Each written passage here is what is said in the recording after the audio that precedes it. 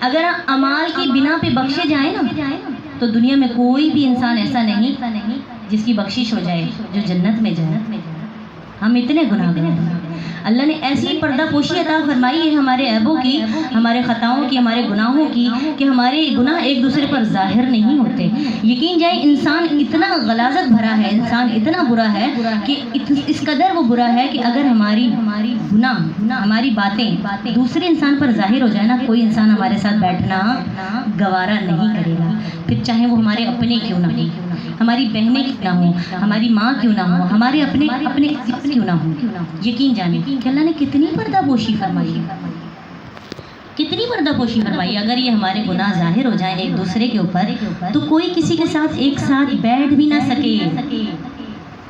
تو کیا کہہ رہا ہے شاعر؟ وہ بڑی عاجزی میں ڈوب کے لکھ رہا ہے، بڑی محبت میں ڈوب کے رہ رہا ہے، اور ایک نادم گناہ گار بن کے وہ لکھ رہا ہے. کیا لکھ رہا ہے کہ جے ویکھا میں عملہ کچھ نہیں میرے پلے، جے ویکھا میں رحمت ہو دی بلے بلے. کہ جب میں اپنے اعمالوں کی طرف دیکھتا ہوں نا تو میں بے ساختہ روتا ہوں، اور مجھے اتنا رونا آتا ہے کہ میں تو بخشا ہی نہیں جاؤں گا. قدم قدم پہ گناہ کرتے ہیں ہم، چلتے ہیں کوئی چھوٹی مر جاتی ہے.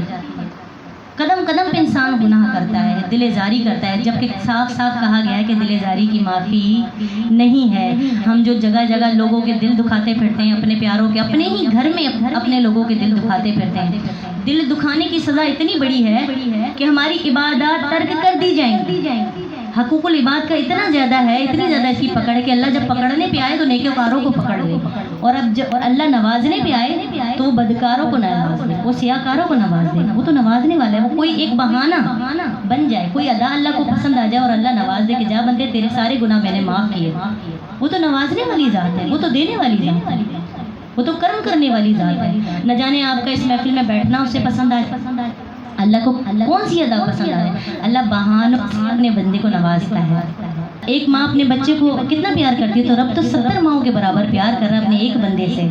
تو دنیاوی ماں کا کوئی شمار نہیں ہوتا، اس کی ممتا کا کوئی شمار نہیں ہوتا. تو اللہ باری تعالیٰ، اللہ رب العزت تو 70 ماؤں کے برابر پیار کر رہا ہے، اس کی ممتا کا کیا شمار ہے، ہم سوچ بھی نہیں سکتے.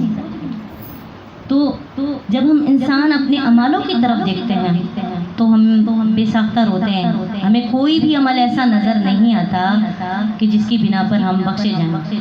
ہمیں یہ بھی نہیں پتا کہ جو لوگ حج کرتے ہیں، جو لوگ عمرہ کرتے ہیں، گویا وہ قبول ہوا بھی یا نہیں. کیوں حکم ہے، کیوں کہا گیا ہے کہ جب عمرہ کرنے جائیں، جب حج کرنے جائیں تو تمام لوگوں کو راضی کر کے جائیں. لیکن آج کل یہ چیز نظر نہیں آتی. بہت کم لوگ ہیں جو اس پر عمل کرتے ہیں، پتہ ہی نہیں چلتا، ہو کر بھی آ جاتے ہیں. تو میری بہنوں، رب معاف نہیں کرتا جب تک اس کا بندہ نہ معاف کر دے. اللہ نے اشرف المخلوقات کا درجہ اپنے بندے کو عطا فرمایا، اور اتنا اشرف کہہ دیا کہ جب تک میرا بندہ نہ معاف کرے گا تو میں بھی معاف نہیں کروں گا. تو کس بات پہ کڑتے ہیں، کس بات کی اکڑ ہے، کس بات کا غرور ہے. مٹی میں ہی مل جانا ہے، خاک ہی ہو جانا ہے. کس بات کا اکڑ، کس بات کی اکڑ ہے، کس بات کا غرور ہے. سب باتیں ہمیں پتہ ہیں، پھر بھی ایمان کی کمزوری، عمل نہیں ہمارے پاس. یقین مانے علم ہر انسان رکھتا ہے. الحمدللہ ہم مسلمان ہیں. نبی کریم صلی اللہ علیہ وسلم کی امت میں پیدا اللہ نے ہمیں فرمایا، تو کتنے ہم خوش قسمت ہیں. ساری زندگی اگر اس بات پہ شکر ادا کریں تب بھی شکر ادا نہ کر سکیں. ساری زندگی اگر اسی بات پہ شکر ادا کریں نا، یا اللہ تیرا بڑا احسان ہے کہ جس کی امت میں آنے کے لیے نبیوں نے دعائیں مانگی، جس کی امت میں ہونے کے لیے، آنے کے لیے نبیوں نے دعائیں مانگی. تو ہم کتنے خوش قسمت ہیں کہ ہمیں اللہ رب العزت نے آقا دو جہاں احمد مصطفیٰ محمد مصطفیٰ صلی اللہ علیہ وآلہ وسلم کو امتی بنا دیا. کہ اس کرم کا کروں شکر کیسے ادا، جو کرم مجھ پہ میرے نبی نے کیا. میں سجاتی ہوں سرکار کی محفلیں، مجھ کو ہر غم سے رب نے بری کر دیا. کہ میں ان کی نام لیوا ہوں. اگر اسی بات پہ انسان شکر ادا کرتا رہے تو یہ بھی کم ہے. لیکن ہم آس پاس دیکھیں، اپنے ارد گرد دیکھیں، کس قدر شکر ادا کرنا چاہیے، لیکن ہم تو ناشکری میں اپنی زندگی گزارتے ہیں. اللہ نے آنکھ دی، اس میں دیکھنے کی صلاحیت دی. اللہ نے کان دیے، سننے کی سماعت دی. ناک دی، سونگھنے کی حس دی. ہاتھ دیے، پیر دیے، چلتا پھرتا انسان بنایا، پھر بھی ناشکری. ذرا سی کوئی بات ہو جائے، کوئی پریشانی آ جائے تو کفر کے کلمات ادا کرتے ہیں. نعوذ باللہ. یا اللہ ہمارے ساتھ ہی ایسا ہونا تھا.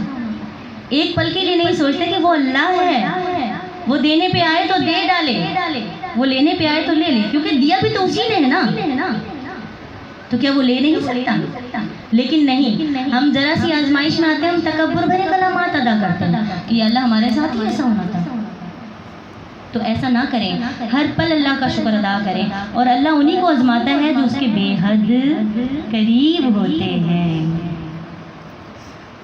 جن کو اللہ چھوٹ دیتا ہے نا۔ اگر انسان کوئی نماز نہیں پڑھ رہا، یہ بڑے سوچنے والی اور بڑی فکر کرنے والی بات ہے کہ اگر کوئی انسان نماز نہیں ادا کر رہا لیکن پھر بھی وہ بڑی عیش و آرام سے زندگی گزار رہا ہے، اس کی زندگی بڑی مستی میں گزر رہی ہے، تو یہ بڑی سوچنے والی بات ہے کہ اللہ کہیں ناراض تو نہیں۔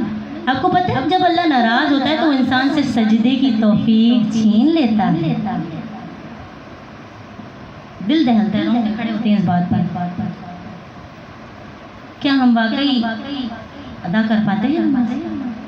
غفلت کر جاتے ہیں، کرتے ہیں کہ نہیں کرتے؟ خاص طور پہ خواتین، کبھی بچے کی کوئی مسئلہ ہو گیا، کبھی کوئی اور بات آ گئی، چلو یہ اللہ معاف کرنے والا، اللہ نیتیں جانتا ہے، لیکن خوف خدا تو رکھے، باوضو رہا کرے، ہمیشہ باوضو رہا کرے کہ جب نماز ہو، انسان پتہ ہے نماز پڑھنے سے نہیں گھبراتا کیسے؟ وضو کرنے سے گھبراتا ہے۔ ایک بات آپ کو یہ بھی میں بتاتی چلوں کہ انسان کبھی بھی نماز پڑھنے سے نہیں گھبراتا، غفلت نماز پڑھنے سے نہیں کرتا، غفلت آتی کہاں سے؟ وضو کرنے میں آتی ہے۔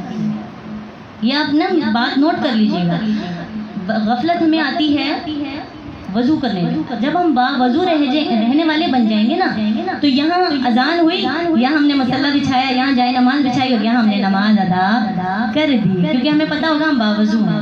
لیکن جب ہم باوضو نہیں ہوتے تو شیطان کا اثر ہم پر رہتا ہے، اور پھر ہم کہتے ہیں کہ ابھی اٹھیں، اچھا تھوڑی دیر میں اٹھیں، ابھی تھوڑی دیر بعد